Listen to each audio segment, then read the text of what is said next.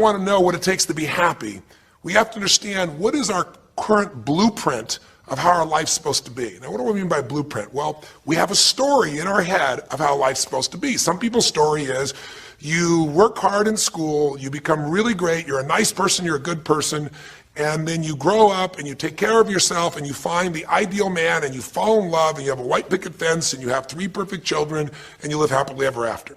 Somebody else's story, the old story was you work really hard in school, you excel in college, you go to work for a big corporation, and you move up through the ranks until you're the president or chairman of the company and you become successful and respected throughout life. These are some old stories.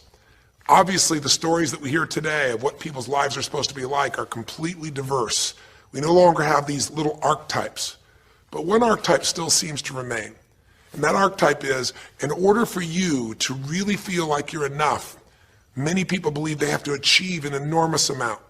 They may do it in different ways today. They may do it by building a company and taking it public when they're 27 or 25 years old, or they find and create a new technology, or they become a very special doctor. But we live in a culture in the West that teaches people that you're not enough unless you do something really special and unique, and we define special and unique in interesting ways.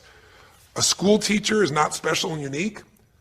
A mother who stays home with her children day and night, sculpting their minds, their bodies, their souls, and their future is not special.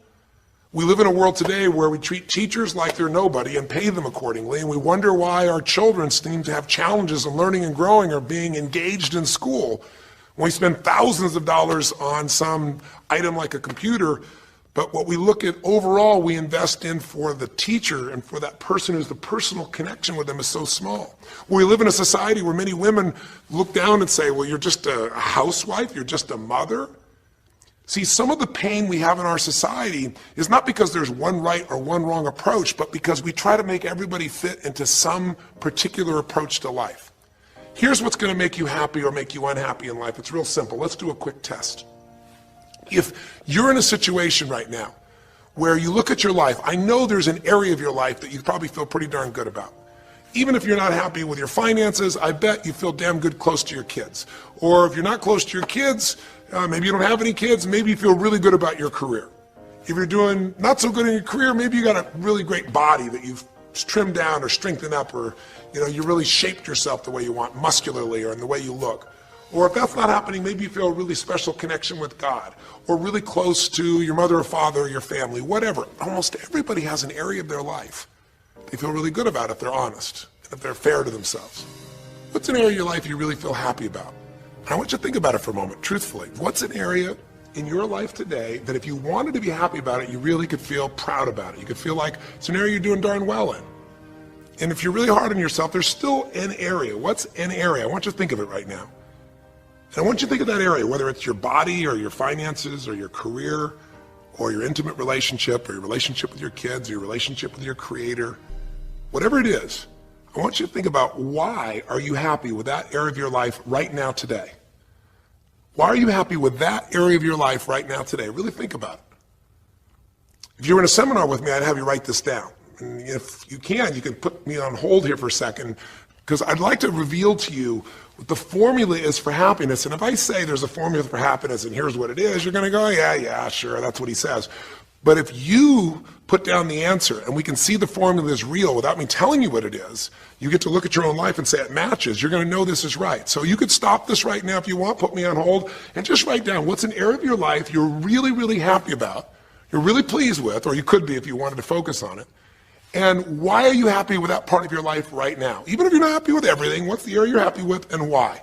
Put me on hold right now, or if you're not going to do that, just think for a moment. Why? Specifically, be real. Why?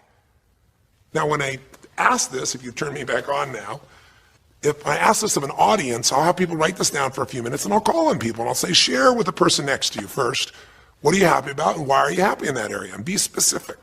And after they share, I'll have people stand up, I'll call on a variety of people, and I say, ma'am, tell me, what are you happy about? And she'll say, well, honestly, I'm really happy with my body. She goes, I never thought I'd say that, but I used to be so unhappy with it, and I did some things, I pushed myself through, and now I exercise regularly, and I'm not perfect, but I feel fit, I feel strong, I feel energetic, and that's really, it just feels good to me. Now, I say to everybody, I'm now going to show you what the formula for happiness is. And it's real simple. I want to reveal it to you so you don't ever forget it. Whenever you're happy with an area of your life, it's because right now, your current life experience, I call it your LC, your life conditions, the conditions of your life conditions in that area match or equal to your blueprint, your story, your belief about how life should be in that area. So this woman says to me, I'm really happy with my body because it's not perfect. Her blueprint is I don't need to be perfect, but it's so much better than it was. I'm fit and I'm strong and I have this energy. Her mental blueprint says I should be fit, strong, and have energy. I don't need to be perfect, but I should be that way. Well, when my life, my body matches how I think it should be, I feel good about my life. I'll ask somebody else. I'll say, tell me an area you're happy with. Someone else will say, well, I'm really happy with my career. And why? Well, I'm doing better than I even thought I would be. I mean, I'm ahead of the schedule of where I hoped I'd be at this stage. I'm working at this level in this company, and I have these skills and this ability, and it's even better than I thought.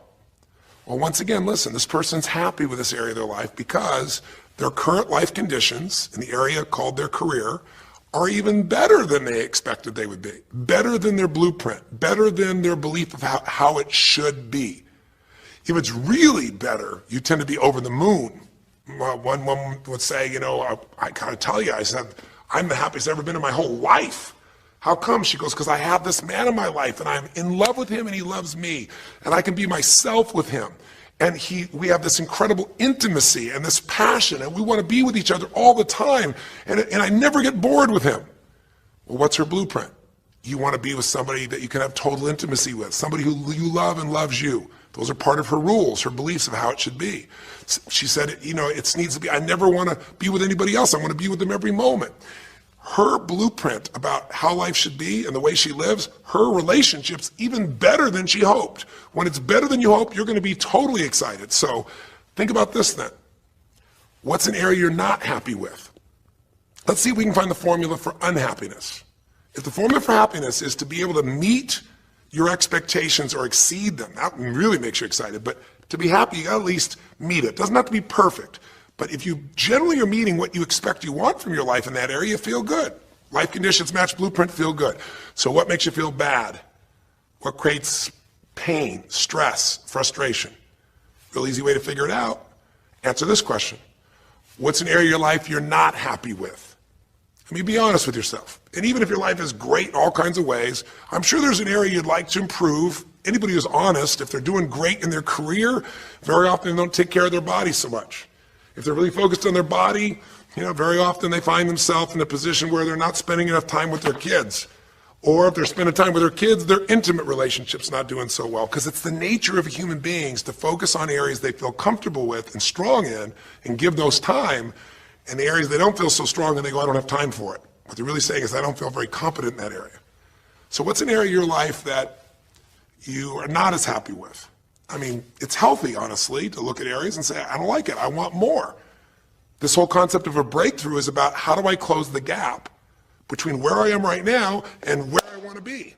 That's what we're here to do. It's like, here's where I want to be, here's where I am. It's healthy to see there's a gap. That makes me have this hunger, this drive to grow, to feel alive, to expand as a human being. So what's an area you're not pleased with? Is it your body? Is it your finances? Is it your career? Is it your spiritual life or lack thereof in terms of feeling connected in that area? Is it your kids? Right? What's the area? What's the area that's not where you want it to be? And then answer for a moment, why aren't you happy with that area of your life right now? Why specifically today are you not happy with that area of your life at this stage of your time of your life? Again, you can stop this and write it down. Might be useful for you. Or if you're going to keep it running, you can stop it and you'll turn it right back on and I'll kick into it. Do that now. Or if you kept it running, then I'll give you what happens. I have people write this down and they don't like this exercise so much. Well, I don't like my body, or I don't like my finances, I don't like my career, I don't like the person I'm in a relationship with, I don't like myself the way I'm in relationships. Why? And they write it all down. Have people share back and forth. I call on people, and the lesson's pretty clear. I tell people in advance, here's the formula for unhappiness. I'll show you before you do anything else. When your life conditions, the way you're living your life today, does not match, it doesn't equal your blueprint, your story of how it's supposed to be, then you're going to have disappointment, frustration, or pain.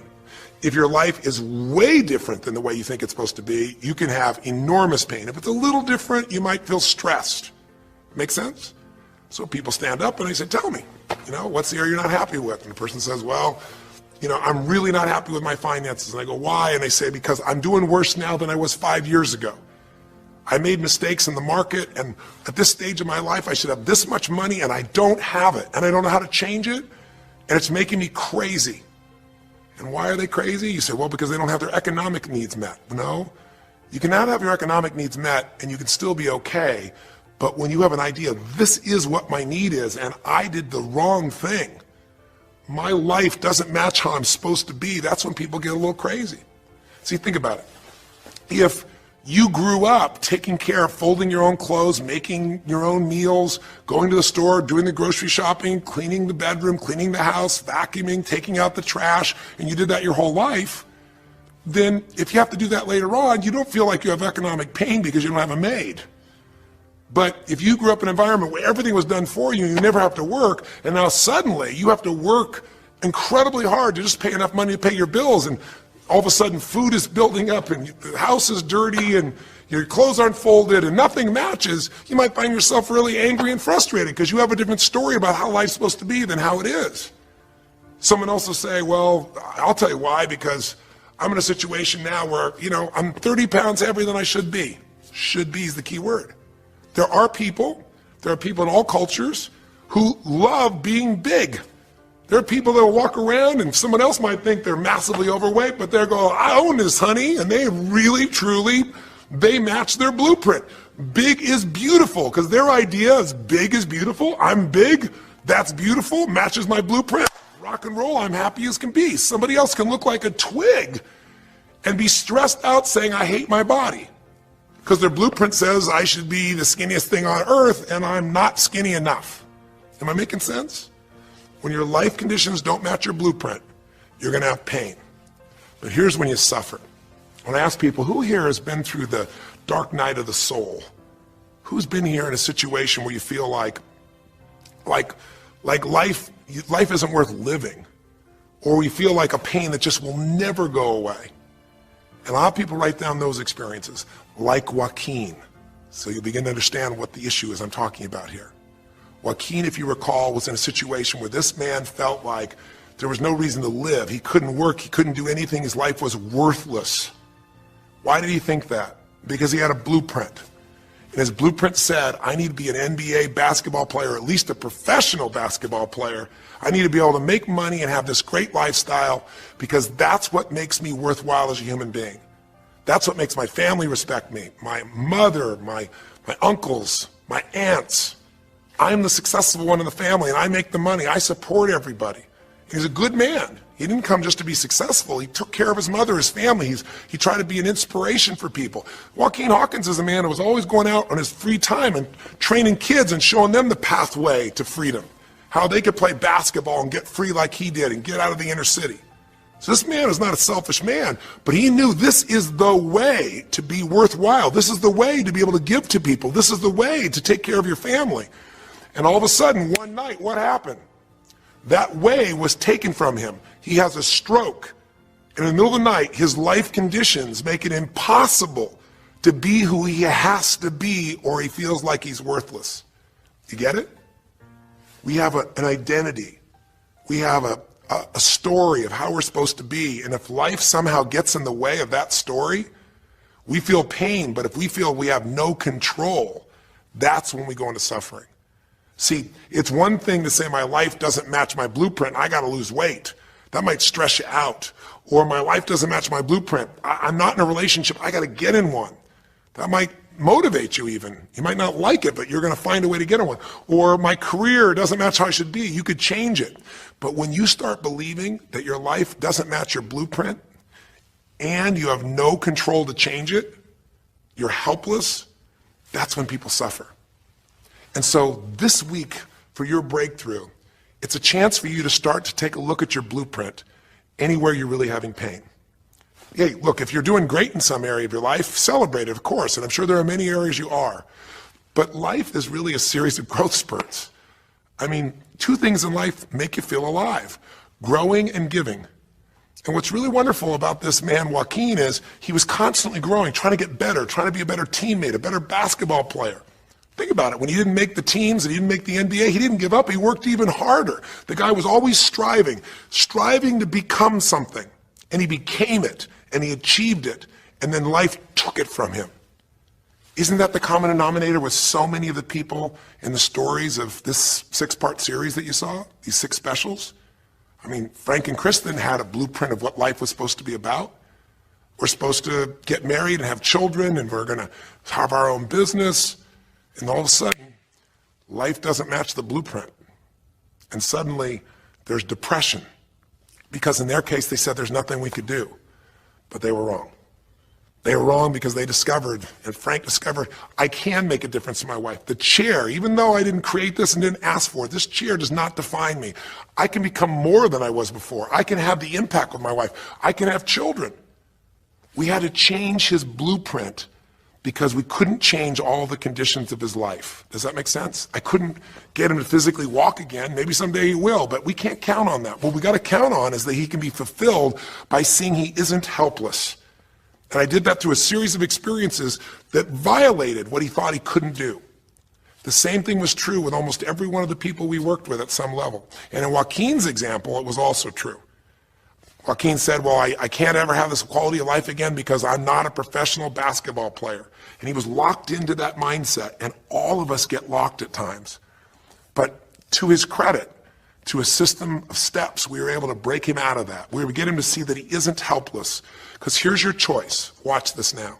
If you're suffering, if you're in pain, your life doesn't match how you think it should be, and you think you're helpless to change it, now you have only 3 choices. Choice 1, blame something. And that's what Joaquin did, if you recall. He blamed his coach. He blamed what happened to him. And of course, these things were outside his control. But he blamed his coach. And a big part of the healing, if you watch this session, was bringing his coach in and getting him to see, hey, you know what, all that anger, all that resentment inside of you, Joaquin, A, it's not based on the truth, and B, like Nelson Mandela said, you know, having resentment in your soul is like drinking poison and hoping that your enemy will die. It doesn't work that way. And when Joaquin was able to break out, his breakthrough was a change in perception, to realize this coach wasn't stopping me. I just felt like I lost everything, and so I don't know how to change it, so I'm looking for something to be mad about, someone to blame, so I don't have to blame myself, or I don't have to feel so helpless. Because when you're angry, you don't feel so helpless. You feel strong for the moment, even though it's a fake strength. When he was able to make that breakthrough, he could stop blaming. Because these are your 3 choices. When life doesn't match how you think it should be, blame something. An event, someone else, or yourself. As we talked about earlier in this series, blame games just destroy you. There's no progress when you blame. For the moment, you feel okay, but nothing changes. What are your real choices? You only have 2 choices in life. If life doesn't match your blueprint, you either have to change your life. That is, you got to say, you know what, my body isn't there, I'm going to go work out. My relationship isn't there, I'm going to change it. You know, I'm not making what I got to make, I'm going to retool, I'm going to get a new skill, I'm going to go back to school, I'm going to start a business, I'm going to do something. You have to do something to change your life. Or, in order for you to be happy, if you can't change your life, you're going to have to change your blueprint. Usually in life, it requires a little bit of each. Does that make sense?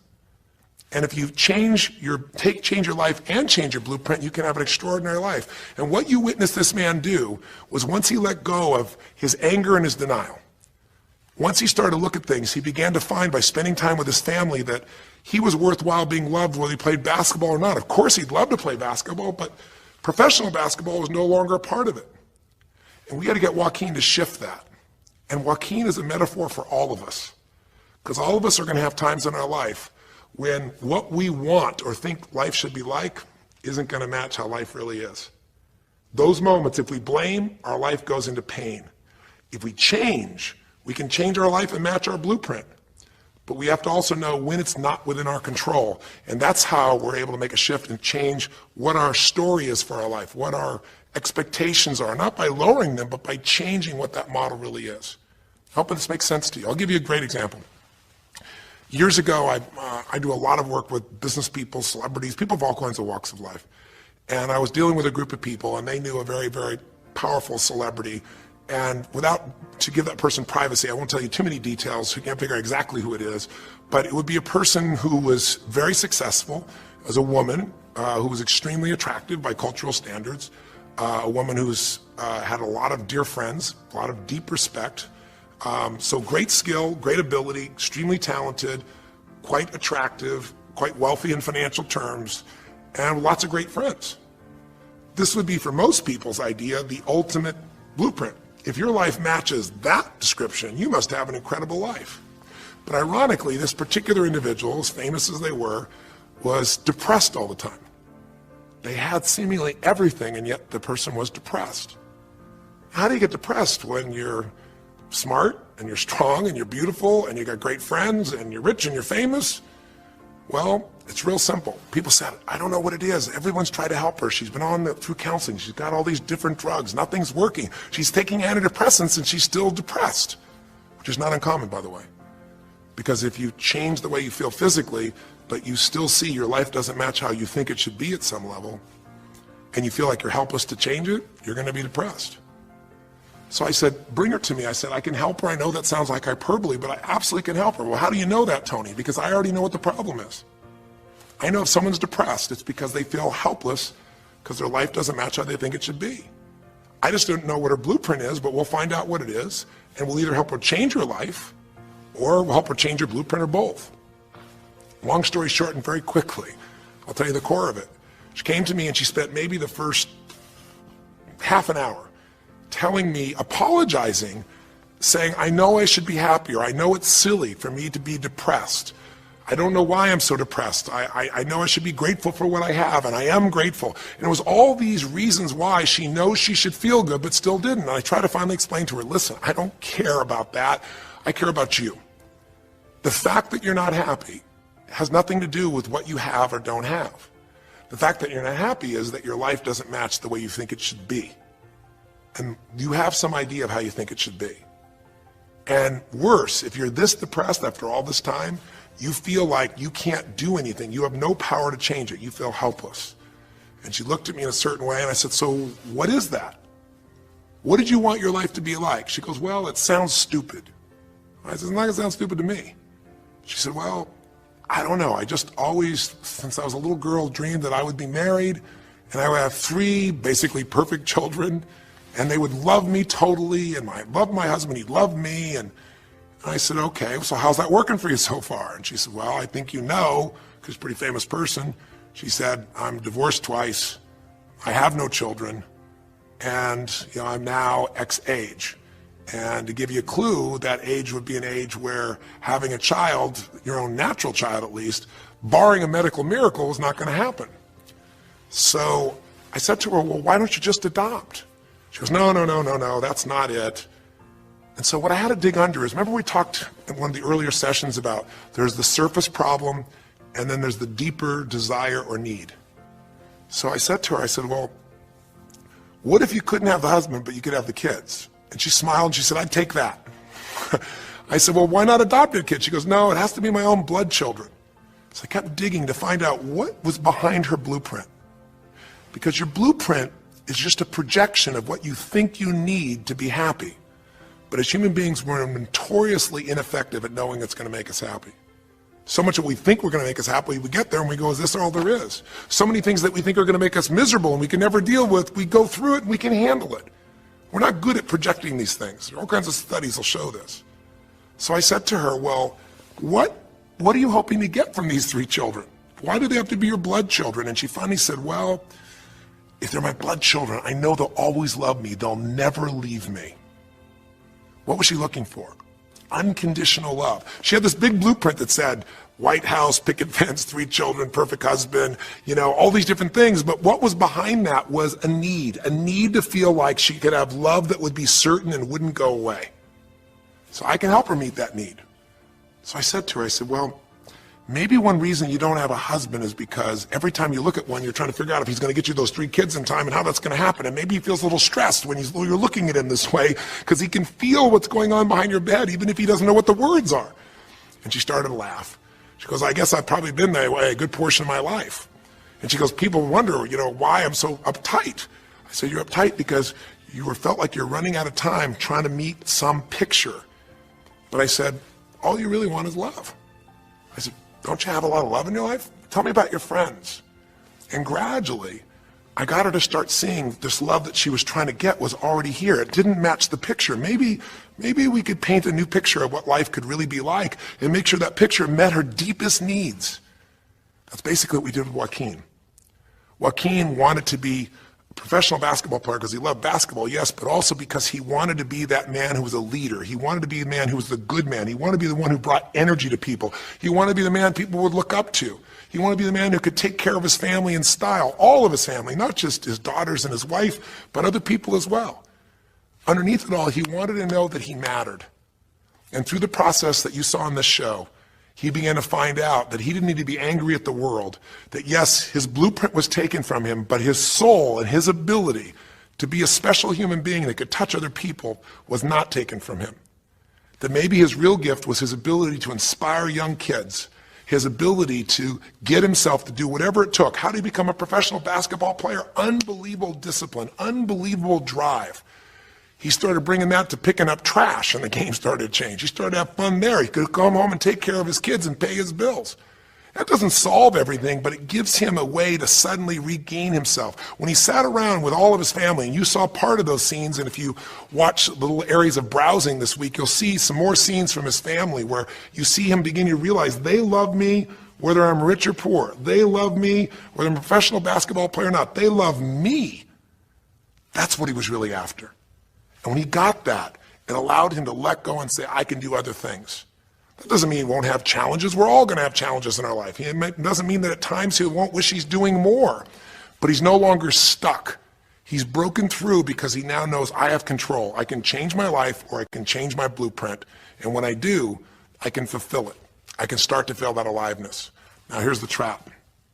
What do you think happens once you fulfill your blueprint regularly? Once you figure out how to do what you always dreamed of? You always dreamed to live a certain way, and now you're living that way every day.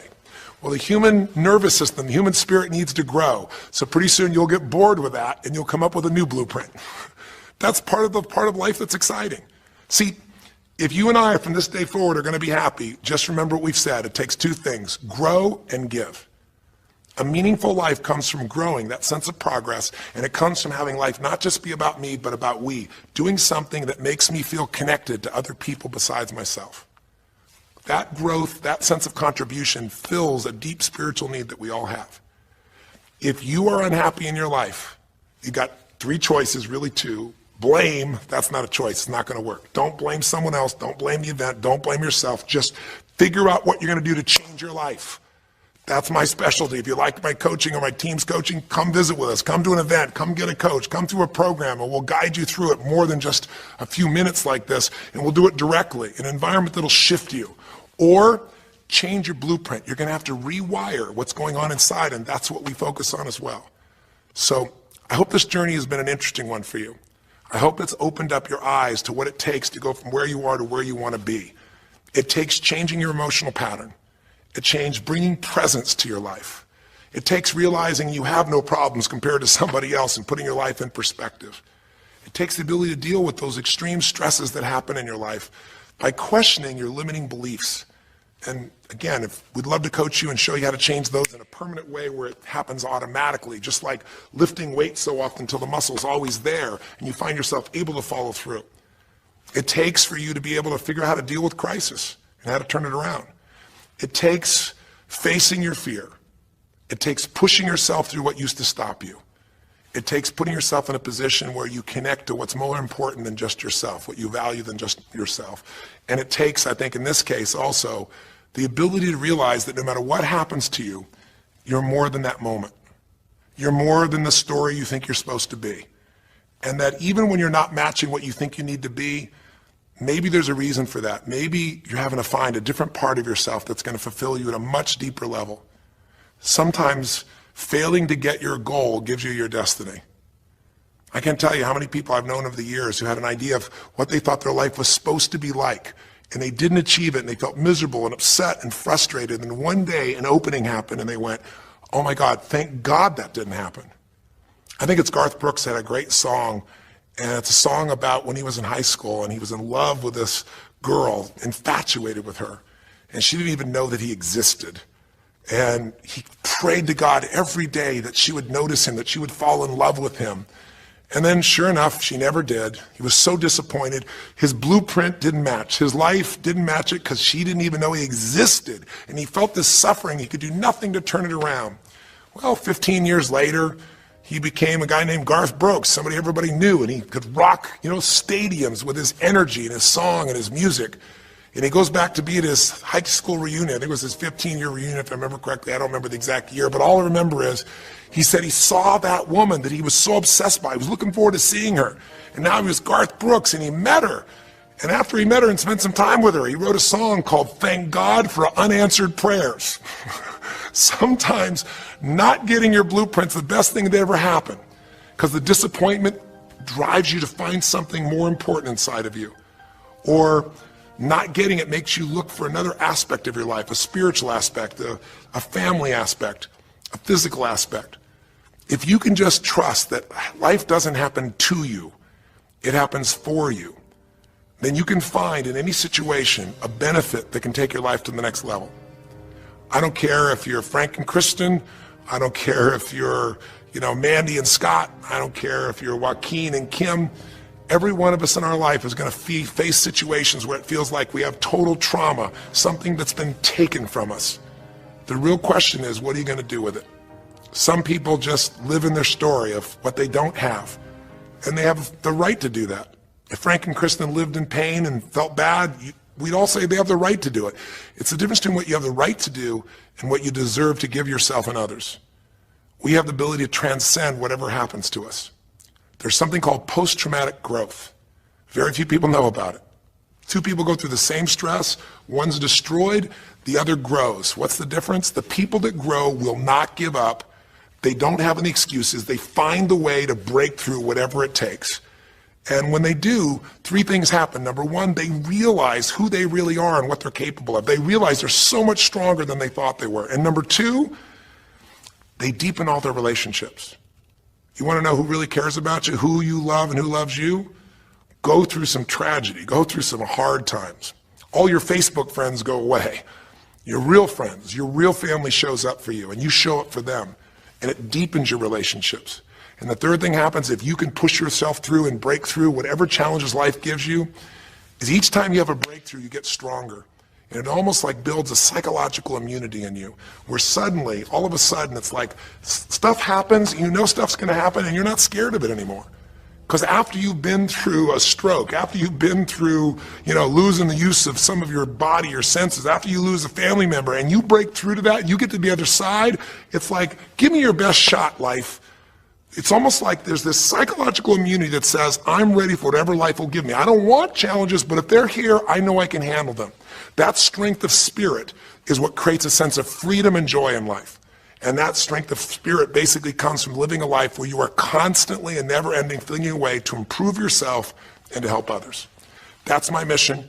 And if we can serve you again in the future, I hope you'll check us out. There's three ways you can continue to participate with us. You can come to an event. Come have an experience with us live at a weekend at our Unleash the Power Within or our Date with Destinies. I think you'll find it's very different than just sitting here talking to you quietly, sitting in front of your computer screen. It's a rock and roll environment. It's like going to the ballpark and having one person sitting there talking to you versus being in the ballpark or the rock and roll concert, with 50,000. There's an energy and a power that comes from it. Second is there's immersion. Here we talk for an hour, there's distractions and emails. There it's total focus, and we go for immersion where literally what we did here over 6 weeks, a few little conversations, all that happens over and over again, multiple times a day, and you get that shift. So come to an event or call up and get a coach. We have people that you can work with and have a free coaching session and make sure it's really valuable for you.